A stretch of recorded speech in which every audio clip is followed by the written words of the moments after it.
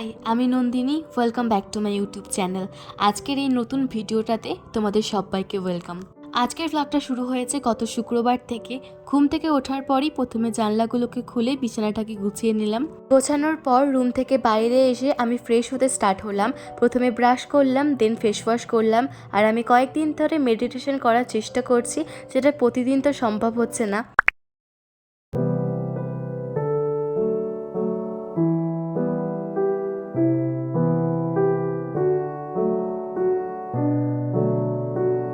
Fresh হয়ে আমি তাড়াহুড়ো করে বসে গেছি হেয়ার অয়েলিং করতে, কেননা মিনিমাম 2 থেকে 3 ঘন্টা তো রাখতে হবে। আর আজকে আমি স্নান করে নেব।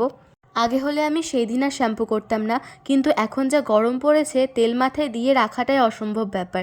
তো যাই হোক, তারপরে আমি বসে গেছিলাম অঙ্ক বই খাতা নিয়ে পড়তে।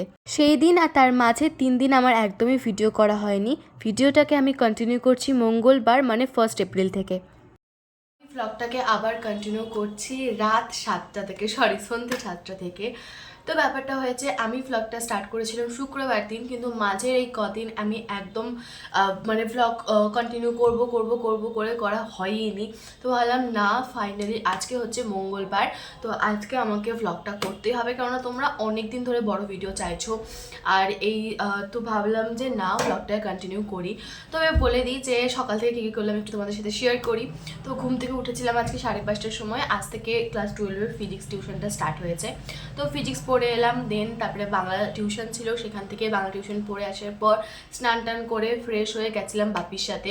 বই কিনতে গেছিলাম, যে আমি অঙ্ক আর কেমিস্ট্রি বইটা আগেই কিনে নিয়েছি। আর আজকে এই ফিজিক্সের বই আর এখানেই রাখা আছে বায়োলজির বইটা কিনে আনলাম। তো বইটই কিনে এনে ভাত টাত খেয়ে আমি ঘুমিয়ে গেছিলাম। ঘুম তো সেরকম হলো না, এতটাই গরম।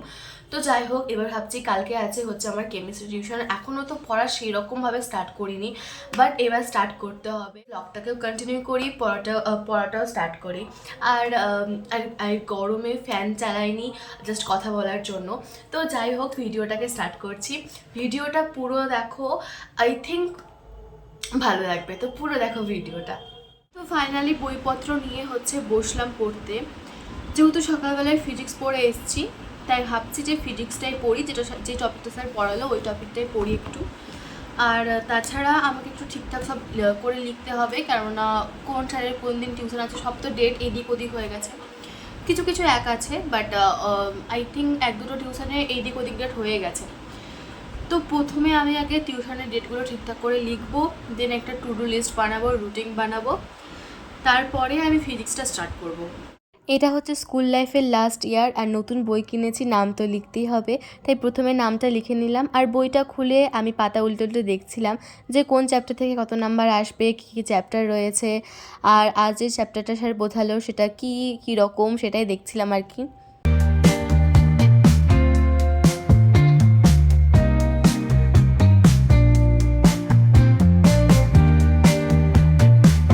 এরপর আমি টু ডু লিস্টটাও বানিয়ে নিলাম। টু ডু লিস্টটা আমি আজকের রাতের জন্য বানাচ্ছি না, কেন এতগুলো পড়া আমার একসাথে করা সম্ভব নয়। তো ফার্স্টে ছিল হচ্ছে ফিজিক্সের, আজকে যেটা স্যার বুঝিয়েছে এই একটু টপিকটা পড়বো, জাস্ট রিডিং মারবো এটাই। আর দেন ছিল কেমিস্ট্রি, যেটা কালকে টিউশন রয়েছে, তো সেটা কালকে সকালবেলায় ঘুম থেকে উঠে আমি পড়বো। চ্যাপ্টারটা পড়তে শুরু করেছিলাম, এর মাঝে মা আমাকে দিয়ে গেল চিড়ে ভাজা খেয়ে আমি আবার পড়াটা স্টার্ট করেছিলাম। আর তোমরা অনেকে আমাকে 11-এর রেজাল্টের ব্যাপারে জিজ্ঞেস করছো। তো 11-এর রেজাল্টের কবে দেবে এরকম ব্যাপারে স্কুল থেকে অফিসিয়াল তো এখনও কিছু বলেনি।